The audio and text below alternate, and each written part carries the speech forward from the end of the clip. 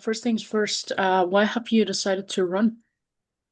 Yeah, so there's a multitude of reasons, especially, I never thought I'd be running for Congress was not the plan, but I looked at it as the best way to continue to serve. I love my country and I love my community, but I love it enough to criticize it and the direction it's headed in. Yeah, I ran to honor the oath that I took as a veteran and to protect the future for my children, everyone else's children. But more concretely, um, the big ugly bill had so many cuts to foster care, many of them unintentional. yeah, And some representatives were very open to hearing about that. Mine was not. I look at that. If you're not going to do your job, and especially hear out people advocating for your most vulnerable population in your district, I'll do it for you. yeah.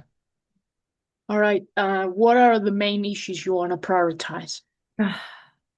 I wish this was normal times, so there were some just like main ones instead of, protecting democracy. Yeah, But to me, it falls into three categories. It's accountability, affordability, and protection of rights. And those all go hand in hand together.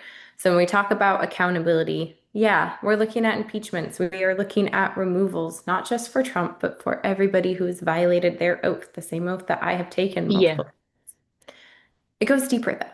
It goes to the system that allowed this to happen. We can ask, do you trust the president? We know the answer right now. But the true question is, do I trust the government, the system we have, to withstand any president? And the answer is no. So how do we fix that?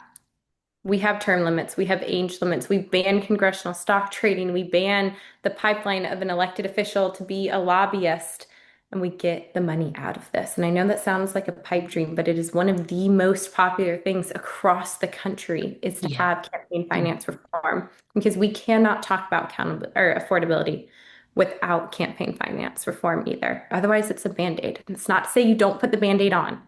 We help before we can have the huge reform, but we have to have that reform. We have to work around Citizens United. We have to put the power back to people. When it comes to affordability, we have to have universal health care.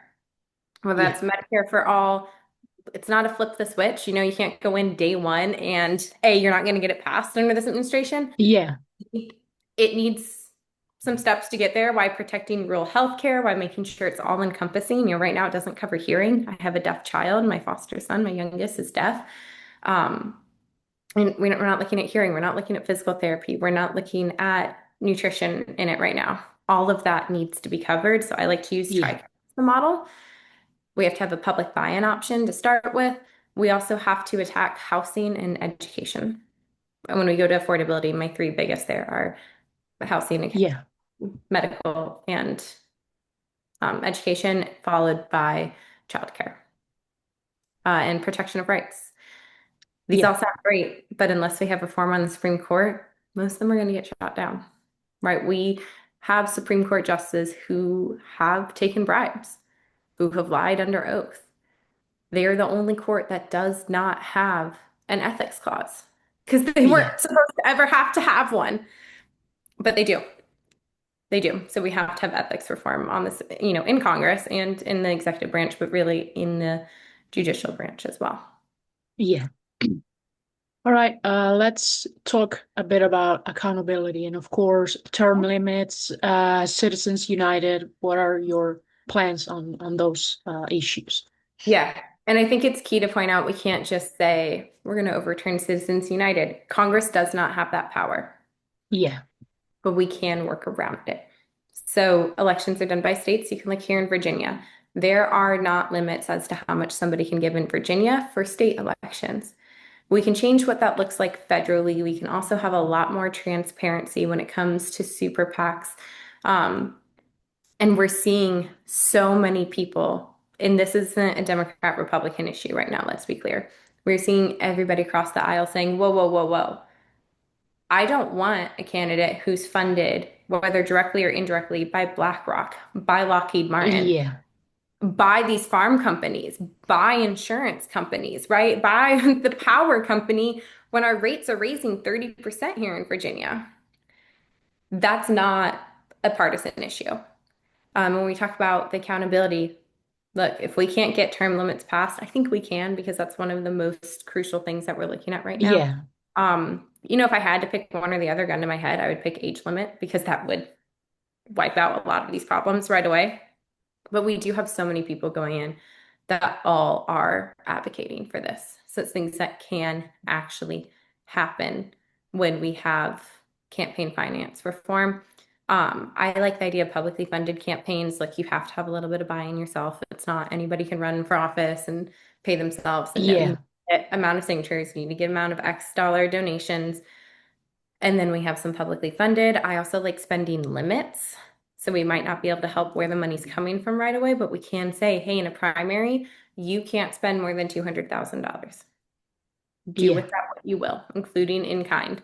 I don't know what that magic number is, but those are some ideas we have to be able to actually make change without, this idea of slogans don't save lives, right? We can say overturn Yeah. Citizens United and like rally people up and get them excited. But, like you're lying to somebody for a vote at that point, knowing that you do not have that power. So what are you actually going to do to make their life better? All right. You also mentioned, of course, impeachment and what do you want to see happening to this the members of this administration? Yeah, so I think that's also a key one to point out. We can't just go in and say impeach, remove, and not have a strategic plan. I am Yeah. praying to God that because I'm not an elected official right now, I don't have backdoor access to the actual strategic plan. But we have been outplanned by the right. That is why you're seeing this rise of fascism. This was not reactionary. We have not been proactive as a party. Impeaching is a reaction. What are you going to do? Impeach and have Vance? Impeach and have Johnson? So there has to be, cool, here's step one. What is step two? What is step three? What does that look like 5, 10 years from now? Yeah. So that we can have these systems in place that we can withstand any president. When it comes to members of the administration, so the cabinet, I'm obviously very against Pete Hegseth. If you don't know, I was one of the first women to integrate into combat arms. So he's very against women That's in great. combat arms. Yeah. We've had some altercations for well before I was running for office and he was in his position. He is costing us American lives. He has committed war crimes. These are factual statements. These Yeah. aren't, Yeah. I'm anti Pete because Trump appointed him. No, the Secretary of the Army, Dan Driscoll, not my favorite person in the world. He's done some good work and he's honored his oath and he's kept his integrity in doing it. While we may disagree on some things, it's not a moral disagreement. Yeah. It's an action disagreement, right? It's the type of disagreements we should have across the aisle. I'm fine with Dan Driscoll. It's Pete Hegseth being the most unqualified and incompetent Yeah. Secretary of Defense we've ever had. Again, these are not, I don't like him statements. These are just factual statements. Even if he was doing an incredible job, he would still be the most unqualified person that we have ever had in this role. Yeah. We can look at people like Noam, and especially when it comes to ICE. You do not get to wear a mask and go around murdering children and their parents because the president tweeted that you have immunity. That is not how our law works. That's not how our judicial system works. When we are there and we have a majority again, these people will be held accountable. Yeah. All right. Let's talk a bit about healthcare and education, of course, parts of the affordability project. Mhm. Yeah, so when we talk about healthcare, it's really important, especially in a district like mine, that we understand how our healthcare system works and the impact that it has on rural hospitals. So currently, Medicare reimburses 33% less than private insurance, which makes it Yeah. really hard for rural hospitals that are mostly funded by Medicare and federal grants, which have now been cut to stay afloat. And it makes it really hard for private practices to accept Medicare. Most of the time, it's Yeah. cheaper to just have. So we have to have these steps to do it and do it well. It's not to say it's going to be perfect when we get universal health care. We'll always be improving it. We also have to admit that we have a provider shortage right now. Yeah. Huge problem. We do not have enough physicians. We do not have enough nurses. We do not have enough aides. That we don't have enough EMSs. That and paramedics. That is a problem that we also have to address when doing this. We have to address that Yeah. problem regardless if we have universal health care or not. We have to do that through immigration and through affordable education. We also have to look at, prescriptions right now. We have what's called vertical integration. It's a monopoly. Hospital systems, like Bond Secure, they're able to go in and Yeah. buy all these hospitals and buy all these physicians. They also then own the insurance companies. And then the insurance companies have the doctors that deny claims on their payroll. So there's a few steps that we can take immediately, like banning that practice. Yeah. Doctors who can deny and say, no, actually, you don't need this after a physician determine you do. Nope. And no more out-of-network providers with an in-network hospital. Um, Yeah. and we can have prescription caps, not just on one prescription, but how much a person is paying total per month or per cycle, whatever it works out to be. Because, yeah, you can say, okay, this prescription's capped. Great. What if that person is fighting cancer? Or they're on three medications and their child's fighting cancer? Yeah. That household, yeah, the medication could be capped, but they're still paying over $1,000 a month plus the cost of their insurance. So much of this is also education, though, and goes into the economy. Having universal healthcare, let's call it TRICARE for all is the model, right? That allows us to have more physicians, A, because they're not quitting as much. Yeah. So allows people to start businesses. It allows small businesses to thrive and hire better talent. It puts money back in everybody's pocket. It saves the government money and it saves individuals money. So it's not just Yeah. the morally right thing to do, it is the economically right thing to do. We are at a critical failure when it comes to healthcare. Yeah. All right. Before we move on to protecting rights, which is the third thing you mentioned, I wanted to ask you if you have any specific policies that you would like to implement in terms of the environment. Yes, absolutely. So, a number one thing that we're seeing across the country, especially here in the first district, is data centers. Now, Yeah. a lot of environmental issues to tackle, but to me, data centers are very immediate because they're moving quickly. They know regulations are coming. I'm an MBA student. I've worked for corporations. They are going to exploit until they cannot anymore, and they know these regulations are coming, so we need to Yeah. stop them. So for me, that's why I don't say, let's have a study and see what's the best way for them to go about it, blah, blah, blah. No, full stop. Full stop. Then we commission the studies, right? Then we look at the European model. It's not to say we can't have any data centers. It means there will not be a single one more until they meet the strictest of regulations. Yeah. With that being said, too, we cannot just leave small rural communities to fight this on their own. We've done a terrible job in investing in them so these data centers can come in and they Yeah. can buy and they can manipulate and they can say, look, I'll give you $9 million for parks. That's what happened in my county. We rallied and we said no, and I'm proud as hell as the grassroots effort that we got that to stop. But I'm pissed off that we had to do that. There's no Yeah. way a county's attorney office can go toe to toe with Google lawyers in court. So we talk about the environment. Number one is we have to stop the data center. Number two, we need to invest in renewable energy sources. Solar should be accessible to everybody. Yeah. Full stop.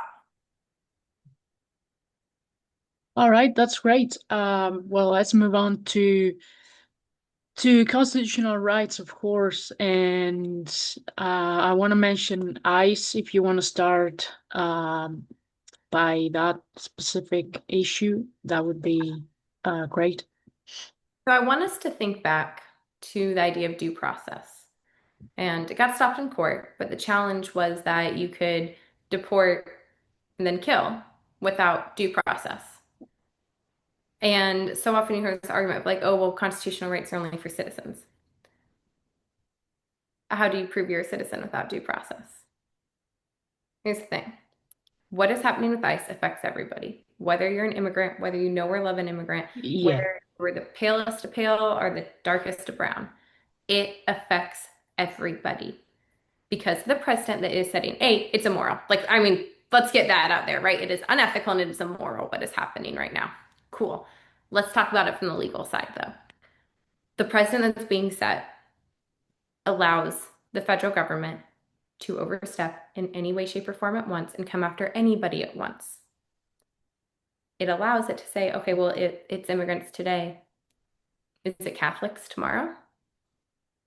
You can say, well, I'm not Catholic, it doesn't matter. Well, without due process, it does matter. And you should Yeah. care for your neighbors. It's also incredibly expensive. And I know a lot of these I'm rebuting, MAGA talking points, but I'm flipping a district here. So this is the important information. Not everyone has the same ground on this, right? We aren't all coming from the same base. And so I don't want to spend a lot of time going through the immoral and the Yeah. unethical. We're on the same page there. Let's talk about like the actual math on this. So it's cost a ton of money, both in what it has cost the government and what it's cost local economies when it comes to our workforce, when it comes to small business owners. Yeah. Huge detriment.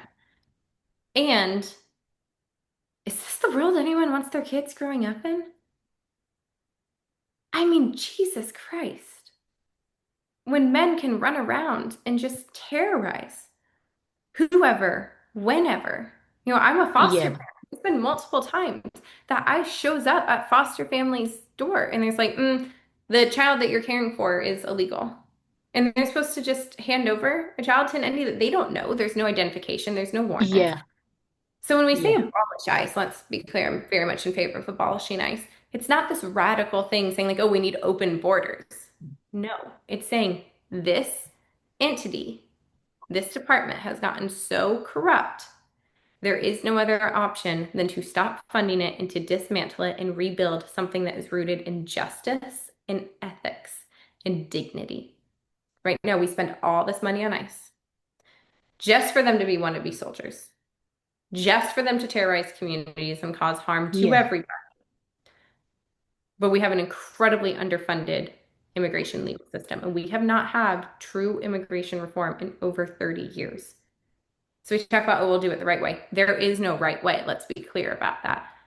We have to have immigration reform. Yeah. We're going to have immigration reform in 10 years, in 20 years, in 30 years. All of these processes should be something that we are quick to react to. And again, that we were forward thinking on, not just reactionary. Yeah. All right. What other rights do you think that need to be specially protected right now? Right now, voting rights, 100% voting rights have Yeah. to be protected. What that means, we have to ban partisan gerrymandering. We can argue, should we open up the court? Should we open more seats? Yes, but not under this administration. We don't want to hand someone more power than they're already grabbing and Yeah. harm. But we look at voting rights, we have to protect gay marriage. There's one Supreme Court decision holding that in place federally that could be overturned at any time. And trust me, they will try to. Yeah. We have to protect free speech and education, again, being chipped and chipped away at, and healthcare. My daughters are in a world where they have less rights than I do. Now we live in Virginia, so we have laws that protect it here. We have a constitutional amendment for the state of Virginia on the ballot in November. Somebody's healthcare should not vary state to state. That is an insane thing to even be considering. All right, great. The last question is because you've been talking about foster care. How do you think that foster care should be reformed? I think we should talk to a whole heck of a lot more social workers before I make that decision. Yeah. Here's the thing, I am one foster parent. I've talked to my social workers, I've talked to their friends. Foster care is often ran at the state level. There's not a lot of federal oversight. There's some, but that also means there's not a lot of federal funding. We can go back Yeah. to finance firm on this. Do you think anyone is talking to social workers when they don't have 3 grand to max out to their campaign? Do you think there's any leadership packs that are talking about foster care? Because guess what? They don't make a living wage. No. There is no living wage even. So if I even asked a social worker for $20 to contribute to my campaign, that's disgusting. And that's why we don't see this type of change. That's why they don't have their voice heard. Yeah. The system is working very well if you can afford a lobbyist. And kids in care, so often it's not that nobody cares. It's that so many people care and the system ties their hands and there just are not enough resources. There are not enough social workers. There are not enough judges. There's not enough training. But to me, we have to look at the root. Why are they in care? Number one is an affordability crisis. Number two is an education crisis. Yeah. Am I saying that if you make a lot of money and you are educated, you don't abuse your kids? No, that happens absolutely. But there's other resources that you tend to have. Yeah. And most of the time when a child is in care, number one, it's not due to abuse. It's due to neglect, which stems from financial strain over 50% of the Yeah. time that your lights get turned off because Dominion raised the power bill 30%. So really, if we want to address foster care, we have to address affordability. We have to address housing and education and employment opportunities. We also have to address addiction and not look at it like a moral Yeah. failure and understand that it is a disease. There's no perfect solution. If we had the perfect solution to addiction, we'd have had it by now, right? Yeah. That's not to say that, rehab works. To me, you can't just throw money at a problem and it goes away. No, you have to put money into smart policy, which is why I say we have to talk to social workers. So we can address things for the biological family and help to be preventative from kids going into care. We also have to move along the adoption process. It's supposed to be 1 year. There are no resources that can support 1 year of child care before they look at Yeah. going to adoption or Yeah. not. We have kids that are in care even though someone wants to adopt and they haven't seen their biological family in 2, 3, 4 years. And that child does not have stability. We also have children who are in that phase where they're on Medicare and they don't Yeah. have the same health benefits that the biological children of a family have solely just because they're in care. Like you cannot legally pay out of pocket for a foster child's medical care. Um, and we have to address many children that age out of care do not have a support system. Yeah. They are homeless. The majority of our homeless population fall into one of two categories, that's being a foster child or being a veteran. That is a policy failure. That is a country choosing to make a decision that benefits Yeah. corporations because they have the power and they have the money. That is an oligarchy that looks at the ultra wealthy. That is not a child's fault. Yeah. Well, all things are interconnected in the end. It's very important that No, we can't everything look is, at anything in a bubble. We can't look at foreign policy. yeah. We can talk about Iran. Well, you can't look at Iran in a bubble. You can't look Yeah, at of course. anything without talking about affordability. So, Yeah. Those things are very, very important right now. All right. Well, I don't have any more questions. I don't know if there's anything else you'd like to add before we stop. no, no, that's everything. I appreciate it a lot. Well, thank you very much and Okay, have a thank nice day. you too. Bye. Bye.